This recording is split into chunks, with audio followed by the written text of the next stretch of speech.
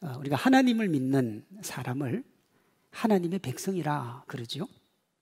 한국 국적 가지고 있는 이가 자유롭게 사는 곳이 대한민국입니다. 하나님의 나라, 하나님의 국적을 가지고 있는 사람들이 사는 곳이 어디냐? 그곳이 천국입니다. 예수님이 이 땅에 계실 때 너희 안에 천국이 있다 그렇게 말씀하셨어요. 그러니까 그 무슨 얘기냐? 이 세상에서 우리가 천국의 기쁨 누릴 수 있다 그 말입니다. 어디서부터 이 천국의 기쁨이 시작되느냐? 가정에서 시작을 하죠.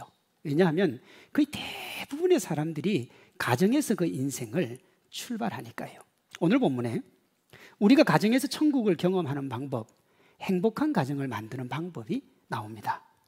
부부가 어떻게 하면 서로의 관계 속에서 행복 가득한 천국을 경험할 수 있는지, 부모와 자녀가 어떻게 하면 서로의 관계 속에서 감사와 즐거움 가득한 천국을 경험할 수 있는지, 사실 이렇게 해야, 오늘 말씀처럼 해야 우리가 경험할 수 있지, 다른 방법으로는 갈등과 아픔이 끊이지를 않아요. 먼저 부부가 서로의 관계 속에서 기쁨과 행복, 그 천국의 기쁨을 경험하는 방법입니다. 우리가 이 가정에서 부부관계의 행복을 말할 때 우리나라는 기본적으로 살펴봐야 될 하나가 있습니다.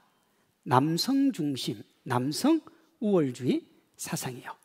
이 남성 우월주의 사상이 왜 생겼는가 하는 것도 사실은 중요하잖아요. 그것이 500년 동안 유교 문화를 가지고 있었던 조선으로까지 거슬러 올라가야 돼요. 1999년 5월에 발간이 되어서 30만 부 이상이 팔리면서 우리 사회에 큰 변화를 가지고 오는데 일조한 책이 한 권 있습니다. 여러분 들어보셨을 텐데, 공자가 죽어야 나라가 산다 하는 책이에요. 30만 부가 팔렸습니다. 이 책이 우리 사회에 큰 반향도 불러일으켰습니다만은, 이 책이 출간되었을 때 환호했던 분들 중에 한 부류가 여성과 남성의 권리 및 기회의 평등을 주장한 페미니즘 단체가 있습니다. 당시 이 전 세계사적 과정을 보면 전 세계적으로 페미니즘의 광풍이 불고 있었습니다. 그런데 우리나라는 조금 미약했어요. 아무리 바람을 일으켜도 잘 안 되는 거예요. 그 이유가 우리 삶의 토대를 이루고 있는 특별히 남성 중심의 유교 문화 때문에 그렇습니다. 대표적인 것이 남편이 아내를 내쫓아도 되는 7가지 이유, 이걸 뭐라고 그럽니까? 칠거지약이라 그럽니다. 그 중에 이런 게 있더라고요. 아내가 다음의 행동을 하면 남편이 이유도 안 묻고 쫓아낼 수 있는 경우, 시부모를 잘 모시지 못하는 것, 그 시부모님한테 함부로 하면 쫓겨나는 거예요. 오늘날 쫓겨나야 될 사람이 어마무시하죠. 이대로 하면 그렇습니다. 둘째, 아들을 못 낳는 것. 아들 못 낳으면 쫓겨납니다. 딸이 훨씬 나. 딸 하나가 열아들 안 부러워. 우리가 그런 말을 아무리 많이 해도요, 그 말 속에 이미 뭐가 있느냐? 남성 우월주의가 여기 있습니다. 남성 중심 사회가 아니면 굳이 그런 말을 할 필요가 없는 거죠. 이 셋째, 넷째가 조금 문제가 더 많아요. 부정한 행위. 무슨 얘기냐? 남편은 바람을 피워도 여자는 바람을 피우면 안 되는 거예요. 그게 있어요. 근데 남자들이 얼마나 바람을 피우고 싶었느냐 하면, 바람 피워도 여자가 아무 말 못하도록 네 번째가 뭐냐? 질투하면 쫓겨납니다. 질투하면. 그래서 첩을 데리고 들어와도 말을 못하는 거예요. 왜? 그게 질투에 속하기 때문에 그렇습니다. 이렇게 남자의 지위를 여자보다 우위에 두고 여자를 함부로 대하는 유교 정신을 가장 잘 표현하고 있는 사자성어가 뭡니까? 남존여비라고 하는 사자성어입니다. 600년 이상 이어져 온 이런 문화에 눌려있던 여성들이 서구 문화의 영향으로 자기 목소리를 내다가 확성기처럼 터진 기폭제가 뭐냐? 공자가 죽어야 나라가 산다. 제목도 기가 막히잖아요. 당시 상당수의 사람들이 공감을 했습니다. 여성의 인권을 존중하는 페미니즘이 그때부터 정말 힘있게 본물을 이루었고, 그 기념비적인 사건이 2015년에 일어납니다. 그게 뭐냐? 2015년 2월 대법원에서 위헌 판결을 받고 간통죄가 폐지가 된 겁니다. 이 조선사회에서는 있을 수도 없는 외국 사람들이 볼 때는 이상하지만 우리나라는 그게 있어야 되는데 그게 없어졌어요. 그리고 요즘은요, 동성애자들의 해방구가 된 퀴어 축제가 전국 곳곳에서 열립니다. 얼마 전에는 대구에서도 있었어요. 남성 우월주의가 잘못된 거죠. 잘못된 거예요. 근데 그걸 고치려고 건전하고 건강하게 남녀 평등으로 옮겨가자는 것이 취지였는데 이제는 어떻게 옮겨가느냐? 여성 우월주의로 옮겨가고 있습니다. 여성 우월주의로 옮겨가고 있다는 걸 보여주는 단면이 뭐냐? 남자가 하루 세 끼 집에서 밥을 먹으면 쫓겨난다. 그걸 이제 겁 없는 삼식이 그래요. 그런데 여기서 겁 없는 삼식이는 다 60대 이상이거든요. 근데 여러분 어르신들 보고 삼식이라 그러면 됩니까? 근데 이게 지금 우리 사회에 뭐 만연했다고 하기는 좀 그렇지만 그래도 이런 문화가 있어요. 남성의 권리나 지위를 여성보다 우위에 두고 여성을 무시하는 사상이나 태도를 뭐라고 그랬다고요? 남존여비요. 근데 오늘날은 그 남존여비가 그대로 있는데 의미는 바뀌었어요. 남존여비가 뭐냐? 남자가 존재하려면 여자의 비위를 맞춰야 된다는 게 요즘은 그게 남존여비입니다. 남존여비라는 말은 그대로 있는데 의미가 뭐냐? 여성을 우위에 두고 남자를 무시하는 거예요. 이렇게 세상은 남자와 여자를 대립과 싸움의 대상으로 보는 것이 여전히 남아있고요. 이 대립과 싸움의 최전선이 어디냐? 그게 가정이고 부부입니다. 요즘은 좀 덜한데요. 예전보다는 많이 덜해졌는데 결혼하는 이들이 자기 후배 불러놓고 하는 충고 중에 이런 게 있었습니다. 초반에 확 잡아야 된다. 초반에 확 잡아서 길을 못 피게 해야 된다. 뭐 그런 얘기가 있었습니다. 왜 그렇게 합니까, 여러분? 나 편하자고 하는 겁니다. 결혼을 왜 합니까? 나 편하자고. 아내들이 결혼 초부터 눌려 살다가 퇴직 후에 남자를 누르고 살아가겠다는 게 겁없는 삼식이 아닙니까? 그러니까 이 경쟁이라고 하는 것이 끝이 없는 거예요. 남녀가 서로 이런 생각 가지고 있고 그 시작이 되는 가정의 부부가 이런 생각 가지고 있으면 부부관계 제대로 되겠습니까? 가정이 제대로 될까요? 안 되지요. 누르지 않으면 눌린다는 생각을 가지면 문제는 끊임없이 일어나고요. 삶이 다하기 전까지는 평화가 찾아오지를 않습니다. 이런 생각으로 결혼을 하면 가정은 고통과 아픔의 장이 되는 거예요. 부부는 하루하루가 고단하고 아픈 삶을 살게 됩니다. 그래라고 하나님이 가정 준 거 아니거든요. 그래서 오늘 본문 말씀이 가정과 관련돼서 우리에게 주는 교훈이 상당히 큰 거예요. 오늘 본문이 말씀하고 있는 핵심은 간단합니다. 부부, 즉 남자와 여자는 누가 위에 있고 누가 낮은 곳에 있고가 없어요. 위아래가 없다고요. 부부는 동등합니다. 30절에 우리 각자가 예수님 몸의 지체라는 말씀과 31절에 남편이 아내와 합하여 둘이 한 육체가 된다는 말씀의 의미가 그것입니다. 물론 여기 부부는 남자와 여자가 만드는 가정을 의미합니다. 그럼 그거 말고 뭐 있습니까? 사실 이런 설교할 때 이렇게 해야 되는 것이 참 슬퍼요. 왜냐하면 요즘은 남자와 남자, 여자와 여자가 결혼하는 동성애 문제가 있고요. 이 차별금지법도 여러분 기독교가 차별 금지를 반대하지 않습니다. 제가 오늘도 설교를 하지 않습니까? 차별은 절대 있으면 안 돼요. 남편이 위고 아내가 밑이다 그런 건 없어요. 그건 유교 문화지 성경 문화가 아닙니다.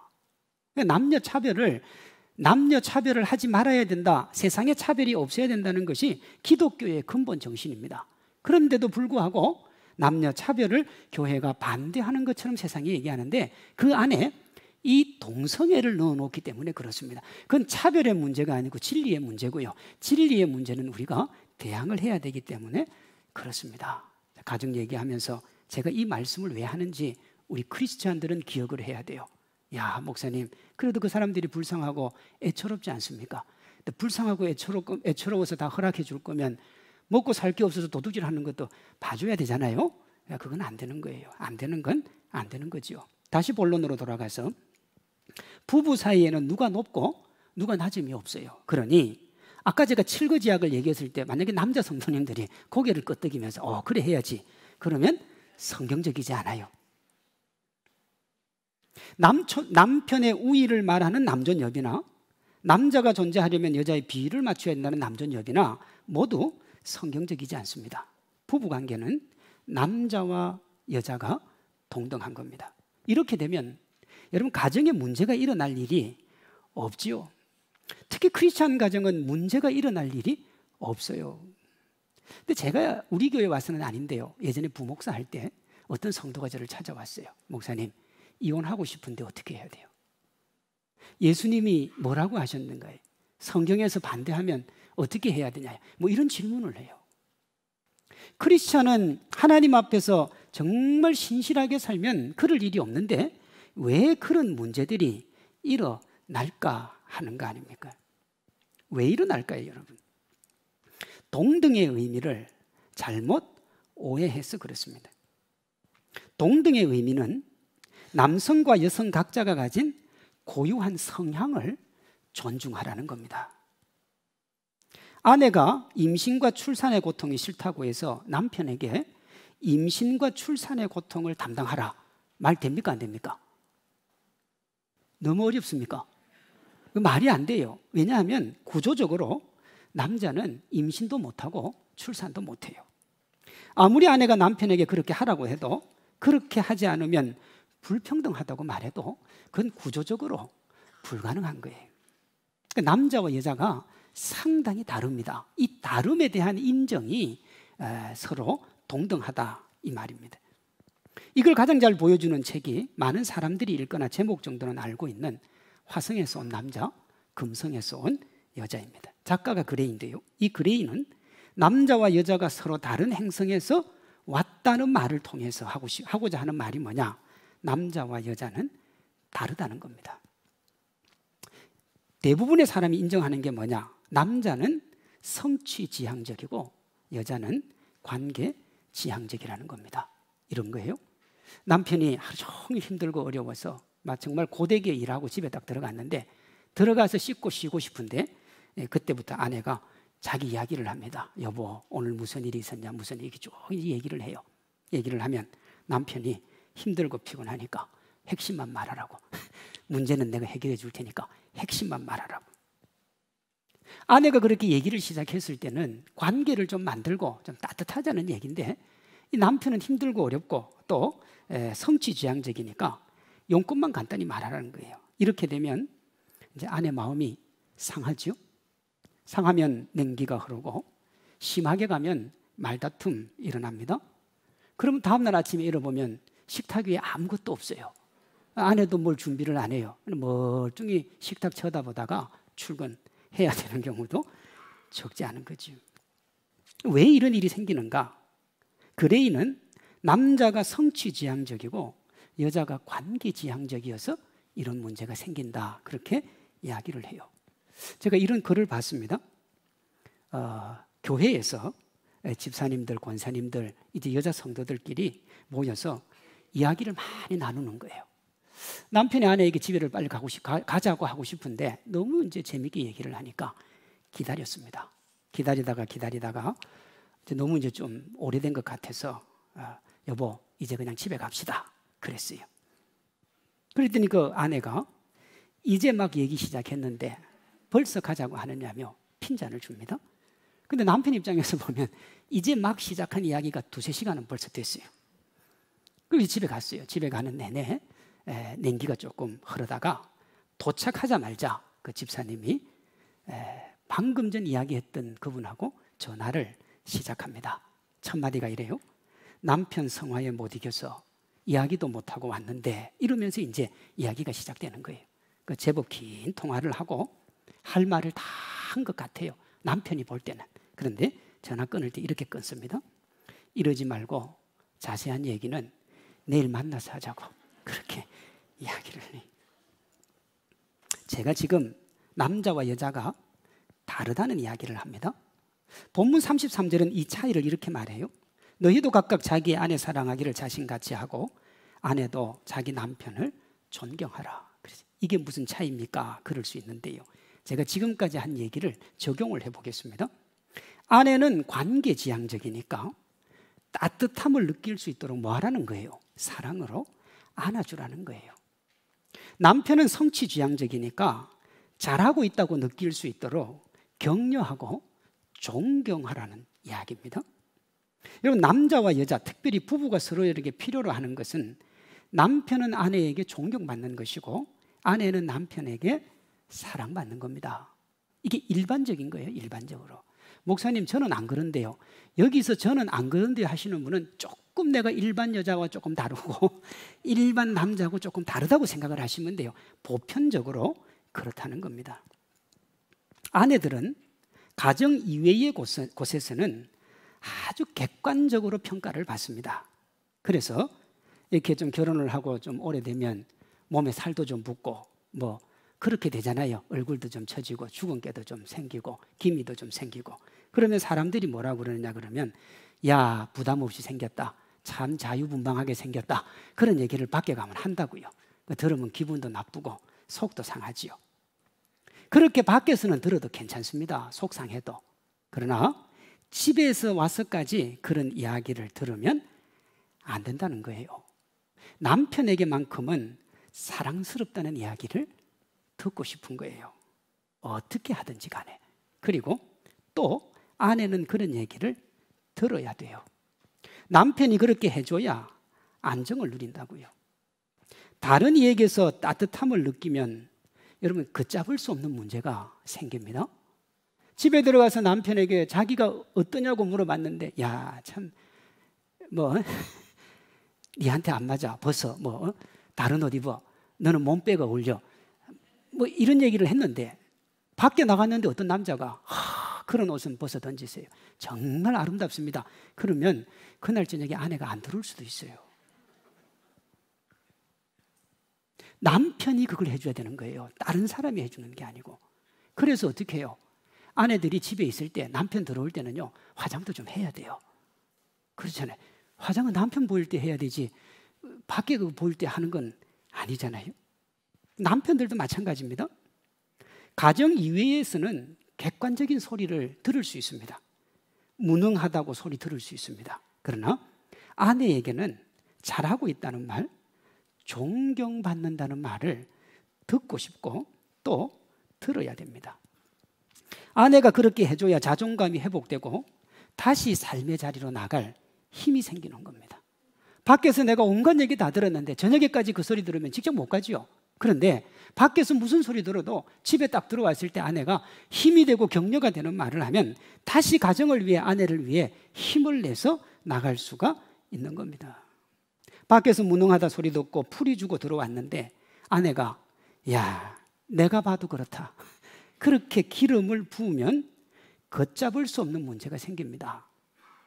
세상에 나가면, 밖에 나가면 어디 뜯어먹을 것 없나 눈 부라리는 하이에나 같은 여자들이 얼마나 많은지 모릅니다. 아내보다 예쁘고 훨씬 괜찮은 여자들이 밖에서 정말 아저씨 멋집니다. 대단합니다. 술집에 가 앉았는데 보지도 못했던 여자가 정말 대단합니다. 온갖 아양 다 들면 거기서 뭐 합니까? 자기가 쓸 수 있는 카드 한 다 다 쓰고 옵니다. 왜요? 나를 인정해주고 나를 존중해 주니까요. 남편들이 겉도는 원인의 상당수가 아내에게 존경받지 못함에 대한 그 부재가 있는 겁니다. 그러면 우리가 이렇게 얘기할 수 있어요. 목사님, 사랑하고 싶지만 사랑할 만하지 않고 존경하고 싶지만 존경할 만한 것이 없습니다. 그럴 수 있잖아요. 부부는 사랑할 만해서 사랑하고 존경할 만해서 존경하는 게 아닙니다. 부부니까 사랑하고 존경하는 겁니다. 부부가 서로가 서로에게 주는 사랑과 존경은 무조건적인 거예요. 사랑할 만한 것 없어도 사랑하고 존경할 만한 것 없어도 존경하는 겁니다. 여기에는 어떤 이유도 존재할 수가 없어요. 부부싸움 할 때 보면 처가가 어떻고 시댁이 어떻고 TV 나오는 거 보면 엄청나잖아요. 그 어떤 것도 이유가 될 수가 없다고요. 무조건이라는 유행가가 있는데 그 안에 이런 가사가 있습니다. 내가 필요할 때 나를 불러줘. 언제든지 달려갈게. 낮에도 좋아, 밤에도 좋아, 언제든지 달려갈게. 다른 사람들이 나를 부르면 한참을 생각해 보겠지만 당신이 나를 불러준다면 무조건 달려갈 거야. 속으로 노래 따라하는 분 있죠? 그렇게 하면 안 됩니다. 마지막에 이렇게 돼 있어요. 당신을 향한 나의 사랑은 무조건이야. 당신을 향한 나의 사랑은 특급 사랑이야. 저도 이거 지금 가사 읽으면서 제 머릿속에는 이게 음률이 있어요. 특급 사랑이야 그렇잖아요. 근데 무조건이라는 거예요. 그러면 고민은 언제 해야 됩니까? 사랑할 만하지 않고 존경하지 할 만하지 않다는 고민을 언제 해야 돼요? 결혼 전에요. 연애할 때 해야 돼요. 그건요. 연애할 때 첫눈에 반하는 사랑 그러잖아요. 여러분 절대 첫눈에 반하는 사랑, 그런 사랑하면 안 됩니다. 연애는 절대로 그렇게 하면 안 돼요. 연애할 때는 다 따져봐야 됩니다. 모든 것 따져야 돼요. 연애할 때 눈 감고 있다가 결혼하면 눈 뜨는 사람이 있는데 반대로 해야 됩니다. 반대로. 여러분 사람을 꼼꼼히 살펴볼 때 부족한 것 없고 단점 없고 정말 완벽한 사람이 어디 있습니까? 없어요, 여러분. 아무리 봐도 부족한 것 있고 연약한 것들이 있다고요. 연애할 때 눈치 켜두고 열심히 살펴보고 결혼하면 사랑과 존경 외에는 다 눈을 감아야 돼요. 그래야 행복한 가정을 만들어갈 수가 있는 겁니다. 본문 22절 33절은 우리를 향한 예수님의 십자가 사랑을 말하면서 이것을 무조건 사랑하고 존경하는 부부관계에다가 적용을 해요. 예수님이 사랑할 만한 것 없는 우리를 사랑하시고 존중할 만한 것 없는 우리를 존중하셨습니다. 하나님이 이렇게 조건 없이 우리 사랑하시고 그 사랑으로 남편이 아내를 사랑하고 아내가 남편을 존중하면 아름다운 부부가 세워지고 행복한 가정이 만들어진다는 겁니다. 바울은 32절에서 부부가 아름답게 세워지는 것을 비밀이라고 하면서 이렇게 얘기했어요. 나는 그리스도와 교회에 대해서 말하노라 그랬습니다. 사랑과 존경으로 서로를 세우고 그렇게 세워진 둘이 세우는 아름다운 가정이 예수님의 뜻이라는 겁니다. 부부 서로와 그들이 세운 가정을 통해서 하나님이 영광을 보고 싶다는 거예요. 나의 만족과 나의 기쁨과 나의 즐거움을 위해서 사는 게 아니고 그 부부관계를 통하여 하나님이 기쁨을 누리고 싶다는 거예요. 부부가 서로 사랑과 존중으로 행복과 기쁨의 관계를 만드는 구체적인 방법이 뭐냐? 그게 배려라고 하는 겁니다. 여러분 거의 대부분의 인간관계에서 문제가 일어나는 지점이 뭐냐? 자기 자신에게 초점을 맞출 때 문제가 일어나는 겁니다. 상대방에게 초점을 맞추면 거의 문제가 일어나지 않습니다. 뭘 먹고 싶은지 물어보고 어떤 분위기 원하는지 물어보고 내릴 때 차 문 열어주고 그러면 문제 생길 일이 뭐 있습니까? 근데 이게 다 뭐냐? 배려라고 하는 겁니다. 자기중심적일 때 자꾸 문제가 생기는 거예요. 여러분 결혼기념일이 되었습니다. 그 결혼기념일이 되었는데 남편이 못 챙겨요. 못 챙기니까 아내가 속이 상하는 거예요. 왜 속이 상합니까? 자기중심적이니까 그렇잖아요. 본인이 준비해도 되잖아요. 왜 꼭 남편이 해야 됩니까? 아니 제가 그렇게 하겠다는 게 아니고 제가 공공의적 되기를 원하지는 않아요. 그러나 자기 중심에서 타인 중심으로 배려를 옮겨가면 문제 생길 일이 없다고요. 이 배려의 다른 말이 뭐냐? 행복한 부부 10계명, 아내 10계명, 남편 10계명 하는 것이 이 행복한 부부에 대한 배려입니다. 이런 겁니다. 남편과 관련해서요. 평소 아내의 옷차림과 외모에 관심을 가지세요. 아내가 만든 음식의 말이나 행동으로 감사를 표시하세요. 아내의 개성과 취미를 존중하고 키워주도록 하세요. 이게 다 뭡니까? 배려입니다. 배려. 아내 관련입니다. 다른 사람들 앞에서 남편의 결점을 말하지 마세요. 남편에게 말할 때 남편의 기분 상태를 참작하세요. 남편의 수입에 맞추어 살림을 하세요. 이게 뭐예요? 남편을 배려하라는 거잖아요. 배려하라는 거잖아요. 이 전체를 아우르는 것이 배려입니다. 각각에 대해서는 남편은 아내를 사랑으로 대하고 아내는 남편을 존중하라는 겁니다. 결혼하신 분들 중에 이런 분들이 있죠. 연애할 때는 안 그랬는데 결혼하더니 사람이 확 바뀌었다. 뭐가 없어진 거예요? 배려가 없어진 겁니다. 배려가. 부부가 서로에 대한 배려로 서로 사랑하고 존중함으로 행복한 가정이 됩니다. 배려를 통하여 그런 멋진 가정 만드시기를 바랍니다. 우리가 하나 짚고 넘어가야 될 것이 있습니다. 행복한 가정을 위해서 우리가 할 수 있는 모든 걸 다 해야 됩니다. 행복한 부부를 위해서 할 수 있는 걸 다 해야 됩니다. 그러나 하나는 하면 안 됩니다. 그게 뭐냐? 하나님까지 희생시키면 안 돼요. 다시요. 행복을 위해서 우리는 모든 걸 다 해야 되지만 단 하나, 하나님까지 희생시키면 안 된다고요. 그 성경은 뭐라고 하느냐? 예수님 안에서 아름다운 가정을 만들어 가라고요. 24절에 이렇게 나옵니다. 교회가 그리스도에게 하듯 아내들도 남편에게 하라 그래요. 25절은 남편들아 아내 사랑하기를 그리스도께서 교회를 사랑하고 교회를 위하여 자신을 주심같이 하라 그랬습니다. 너와 나의 관계가 아니라 우리의 관계는 주님 안에 있다, 그 이야기거든요. 적지 않은 사람들이 부부간의 사랑과 존경을 생각하다가 더 중요한 본질, 하나님이라고 하는 것을 놓칠 때가 적지 않습니다. 예수님을 희생시키는 거죠. 여러분, 부부가 서로 사랑과 존중으로 행복한 가정을 만들어야 하는 이유가 하나님께 영광을 돌리기 위함입니다. 오늘 본문 31절, 32절이요. 그러므로 사람이 부모를 떠나 그의 아내와 합하여 그 둘이 한 육체가 될지니 이 비밀이 크도다. 나는 그리스도와 교회에 대하여 말하노라. 우리 주님이 말입니다. 교회와 성도 사이의 관계를 얘기하다가 이걸 가장 잘 설명할 수 있는 걸 가지고 그것으로 부부 관계를 가지고 온 겁니다. 하나님 안에서 멋지고 행복한 부부 만들라는 겁니다.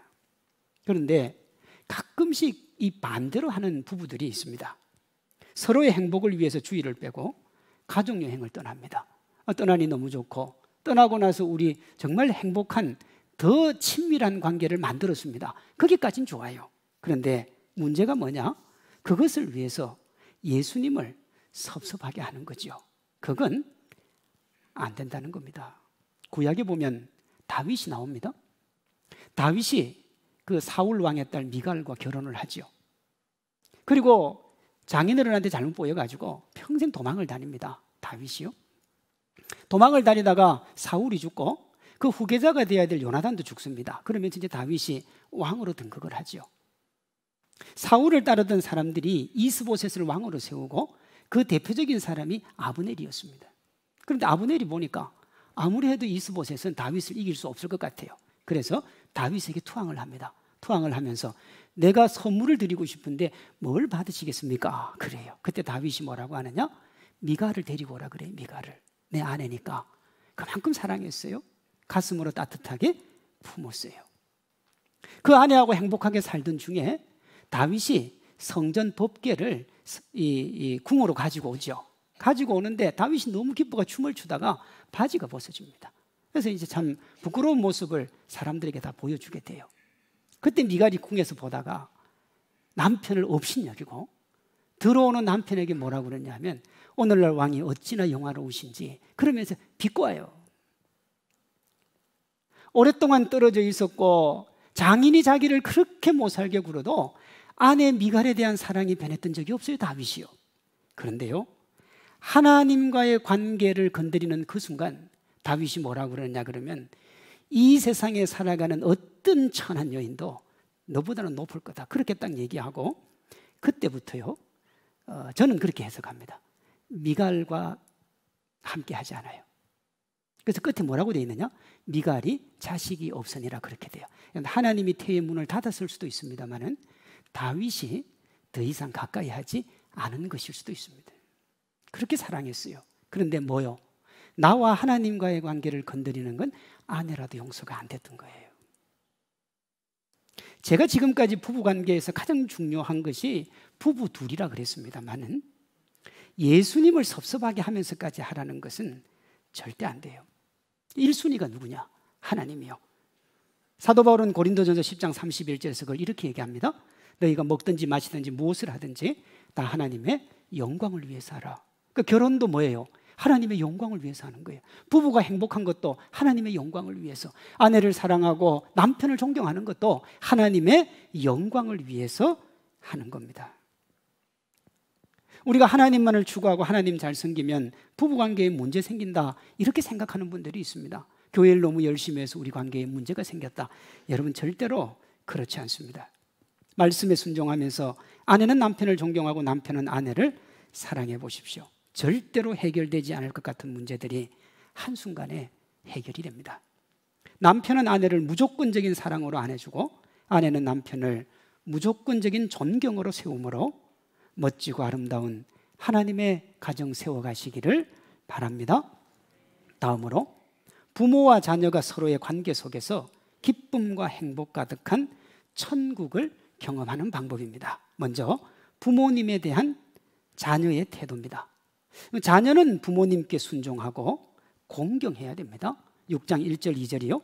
자녀들아 주 안에서 너희 부모에게 순종하라. 이것이 옳으니라. 네 아버지와 어머니를 공경하라 그랬습니다. 여기서 우리가 주의 깊게 볼 말이 뭐냐? 옳다 하는 겁니다. 부모 공경은 선택의 문제가 아니라 옳고 그름의 문제예요. 요즘 자녀들이요, 부모님에게 뭐라고 그러느냐? 나에게 해준 게 뭐가 있느냐? 뭐 그렇게 얘기하는 자녀들이 있는데, 여러분, 부모 공경은 해준 게 있어서 공경하고 해준 게 없어서 공경 안 하는 게 아니라 하나님의 명령이기 때문에 그냥 무조건 하는 겁니다. 자녀는 부모님이 어떠하든 순종하고 적극적으로 공경해야 돼요. 요즘 부모를 공격하는 자녀들이 많은데 주님은 공경하라 그랬습니다. 부모님께 순종하라는 주님의 명령에 순종을 다짐하는 우리 모두 되기를 바랍니다. 다음으로 자녀에 대한 부모의 태도입니다. 부모는 자녀를 노엽게 하지 말라 그랬어요. 4절입니다. 아비들아 너희 자녀를 노엽게 하지 말라. 노엽다는 건 자녀가 화를 내는 거예요. 그러니까 모든 화를 말하는 게 아니고요. 여기서 노엽게 하지 말라는 것은 자녀를 함부로 대하지 말라는 거예요. 자기 감정 나오는 대로 자녀들에게 하지 말라는 겁니다. 왜냐하면 여러분, 자녀는 여러분이 낳았어도 여러분의 자식이 아닙니다. 그 아이는 하나님의 자식이에요. 여러분이 잘 키울 것 같아서 여러분에게 맡기신 겁니다. 그래서 유아 세례 받을 때 뭐라고 그럽니까? 이 아이가 스스로 신앙을 고백할 때까지 믿음으로 잘 양육하겠습니까? 그렇게 얘기하잖아요. 그때 부모들이 뭐라고 그러느냐? 아멘 그래요. 부모는 자녀를 하나님의 자녀로 키워야 돼요. 4절 후반절이요. 아비들아 오직 주의 교훈과 훈계로 자녀를 양육하라 그랬습니다. 세상 교육 시키지 말라 그 뜻이 아닙니다.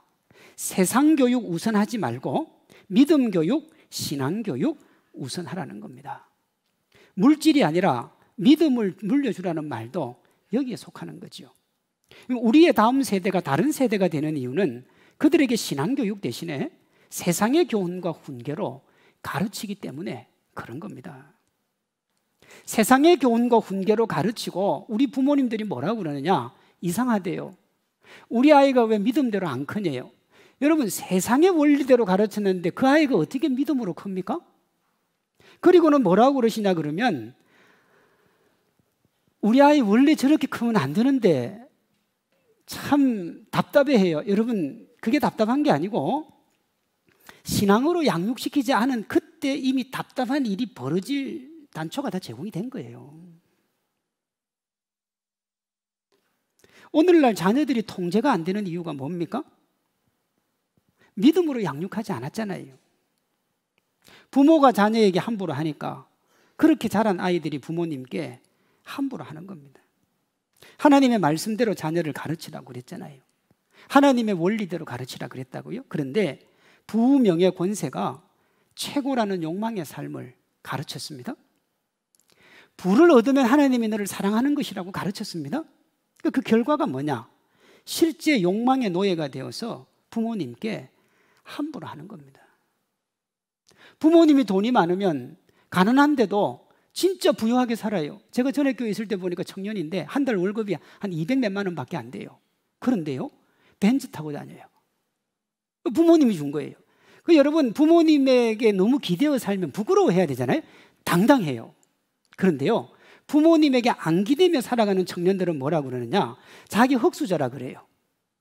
우리 부모님이 가난해서 나도 가난하다는 거예요. 여러분, 그건 부모님 욕하는 거예요. 왜 아이들이 이렇게 됩니까? 우리가 세상의 부명의 권세가 이 세상의 끝이 그렇게 가르쳤어요. 우리가 오늘 성경은 뭐라고 그러느냐? 말씀으로 자녀를 가르치라.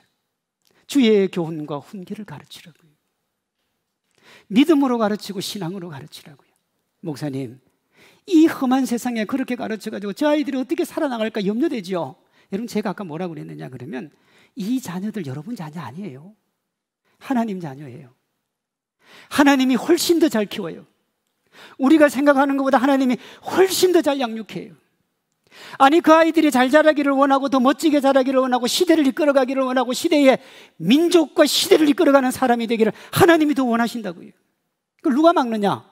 우리가 세속교육 가르치면서 막는 거예요. 하나님께 드리면 하나님께서 그들을 멋진 반석 위에 세워주실 줄로 믿습니다.